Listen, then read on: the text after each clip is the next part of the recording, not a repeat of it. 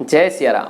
मित्रों, आज मैं एक बहुत सी बढ़िया सी एक इंसाइट लेकर के आया हूं। जब आपको लगे कि बहुत सारे लोग आपकी आलोचना कर रहे हैं और ये आलोचना भी बिना मतलब कर रहे हैं, आप अपनी तरफ से बहुत अच्छा काम कर रहे हैं और उन लोगों को एक अच्छी नीयत के साथ, एक अच्छे इंटेंट के साथ आप फायदा पहुंचाने की कोशिश कर रहे हैं, लेकिन फिर भी पता नहीं क्यों लोग बिना मतलब आपकी निंदा कर रहे हैं। ऐसा होता है ना जगत में, ऐसा आपके साथ भी हो रहा है। और आप भी यदि इस बात से पीड़ा महसूस कर रहे हैं तो आज का प्रसंग आप अच्छे से सुने, क्योंकि यह प्रसंग आपके लिए बहुत ही फायदेमंद है। और एक प्रकार से ये मानो कि इसको सुनने के बाद में यदि आपने हजम कर लिया तो आपको फिर कभी ये पीड़ा नहीं होगी कि लोग निंदा क्यों कर रहे हैं। तो ज्यादा देर ना करते हुए प्रसंग को शुरू करते हैं। एक संत जी का आश्रम था, वहां पे भगवान का बहुत बढ़िया मंदिर था, ठाकुर जी महाराज का। कृष्ण उपासक थे और वो हमेशा कृष्ण की सेवा में लगे रहते थे। संत जी बहुत पहुंचे हुए थे, हर प्रकार से वीतरागी वो थे।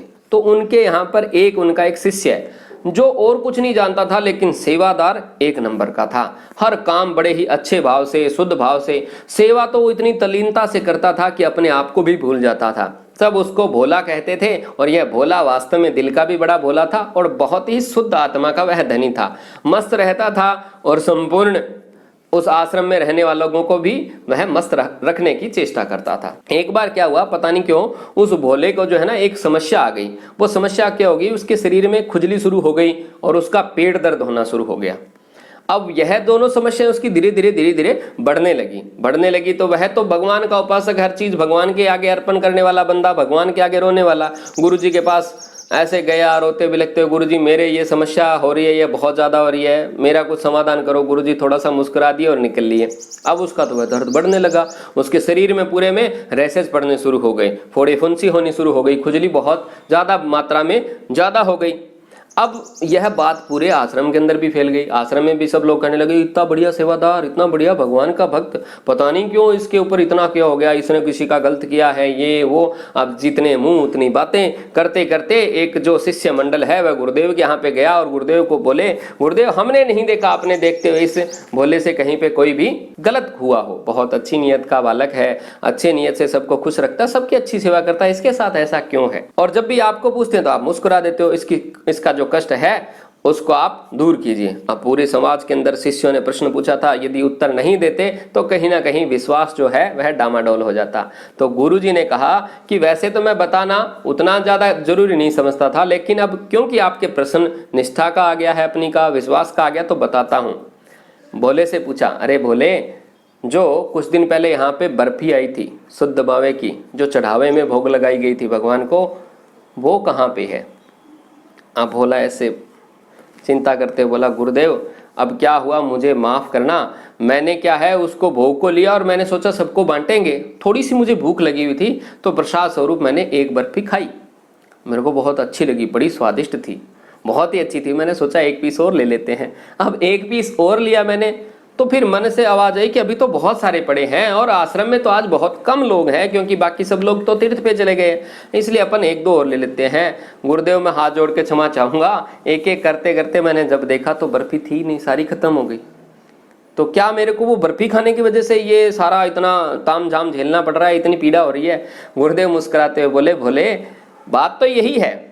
तो उसने कहा, क्या प्रसाद को ना बंटू तो इतनी दिक्कत हो जाती है? भगवान का भोग ही तो था, मेरे को क्यों दिक्कत हुई? ईश्वर का भोग है, मैंने सोचा भगवान का भोग, भगत का भोग एक ही तो बात है, फिर मेरे लिए तो वो प्रसाद था।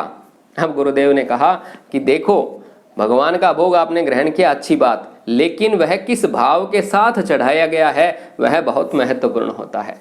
जिस भी भक्त ने वह बर्फी चढ़ाई थी उसको ये पेट दर्द और ये खुजली दोनों समस्याएं थी, और उसने मन्नत मांगी थी कि हे ईश्वर, यदि तो मैं ठीक हो जाता हूं तो आपके दरबार में अपने हाथ से और अपने शुद्ध भाव के साथ शुद्ध मावे की बर्फी बना करके आपके दरबार में मैं अर्पण करूंगा। और उसकी वो सब चीजें ठीक हुई, परमात्मा की दया से उसने वह अपना भाव अर्पित किया था। अब यदि वह बर्फी सबको बंट जाती तो लेस मात्र किसी को थोड़ी थोड़ी खुजली होती और सब में वह स्प्रेड हो जाती। ये ठीक वैसे ही है जिससे किसी को 1 लाख रुपए कर्ज देना है तो उसके लिए 1 लाख बहुत बड़ा है, लेकिन यदि किसी को 1-1 रुपए हिस्सा में आ जाए तो कोई ज्यादा बड़ी संख्या नहीं है। 10-10 रुपए 20-20 रुपए किसी के लग गए तो ज्यादा गौर भी नहीं करता बंदा और उसका कर्ज भी उतर जाता है। तो वैसे ही वो जितने भक्तों के पास जाती थोड़ी थोड़ी उनको कष्ट होता और कुछ भगवान के भाव से वो ठीक हो जाना था इतनी आत्मा की वजह से, तो कहीं कोई दिक्कत नहीं थी और होती थी तो भी पता नहीं चलता था। लेकिन अब चूंकि तुमने सारी की सारी अपने ऊपर ले ली, तो भाई कहीं ना कहीं तो कर्मों का काट है, वह होना ही था। तो इसलिए, और दूसरा तेरे से एक अपराध हो गया कि प्रसाद तुमने बांटा नहीं, तो वह थोड़ा सा ज्यादा मात्रा में तेरे को मिला है। तो बोले क्या करूं, बस सीधा सा उपाय है, इन्हीं के आगे प्रार्थना करो, 1.25 किलो के बजाय ज्यादा चढ़ाओ, क्या पता भगवान आपकी सुन ले। कहने का तात्पर्य क्या है, जब बहुत सारे लोग आपकी निंदा करते हैं तो आप ये समझो कि आपके हिस्से की खुजली वो कर रहे हैं, आपका जो पेट दर्द है ना वो भगवान कहीं ना कहीं पे बांट रहे हैं। कहने का तात्पर्य, जिसके जीवन के अंदर बहुत बड़ी तरक्की भगवान देना चाहते हैं, एक निष्ठ है, जो बहुत अच्छा आदमी है, जो भला आदमी है, जिसने अपने जीवन में किसी का नुकसान नहीं किया लेकिन फिर भी वो पीड़ा पा रहा है, तो कहीं ना कहीं को कर्मों का बंधन है जिसकी वजह से उसको पीड़ा है। और जब बहुत सारे लोग आपकी बड़ाई करते हैं तो आपके अच्छे कर्मों का फल जो है ना वो उनको लगता है। लेकिन बहुत सारे लोग जब आपकी निंदा करते हैं तो यदि तो आपने कोई निंदनीय काम किया है तब तो वो बरोबर होता है, करता है, लेकिन आपका काम प्रशंसनीय है, लोग निंदा कर रहे हैं, तो ये बिल्कुल अपोजिट हो गया। आपका जो एक कर्म है, एक निंदा करने वाला, आपके 100 बुरे कर्मों को काट रहा है। इसीलिए तो हमारे संतों ने कहा है, निंदक नियरे राखिए आंगन कुटी छवाए, बिन पानु साबुन बिना निर्मल करे स्वभाव। वो साबुन और पानी के बिना ही आपके स्वभाव को निर्मल करने वाले बन जाते हैं, तो वो आपके सहयोगी हैं जो ईश्वर ने आप लिए लगाए हैं। तो जब आप किसी का भला करते हो और वो आदमी बहुत निंदा करे तो आपको खुश होने वाली बात है, क्योंकि वो आपको डबल बेनिफिट दे रहा है। यदि वो आपके साथ चलता, आपके काम की बढ़ाई कर देता, तो आपके काम का अच्छा फल चला जाना था। अब उसने उल्टी निंदा कर दी तो आपको 2 गुना वो फल मिलेगा और बहुत ही जल्दी आप अपने जीवन में तरक्की कर जाएंगे।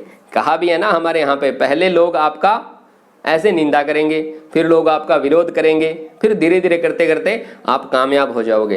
तो जब लोग निंदा करने शुरू कर दे तो समझ लो आपकी कामयाबी आपके बहुत नजदीक है। इसलिए डरे नहीं और उनको भी खुश रखे, जो निंदक है उन्हें थोड़ा प्रोत्साहन दे कि ठीक है भैया, आप मेरे वो साथी हो जो मेरे मैल को धो रहे हो, मेरा जो कपड़ा मैला हो गया, मेरे अपने आप से ठीक नहीं हो रहा, इसलिए ईश्वर ने इनको मेरे लिए लगाया है।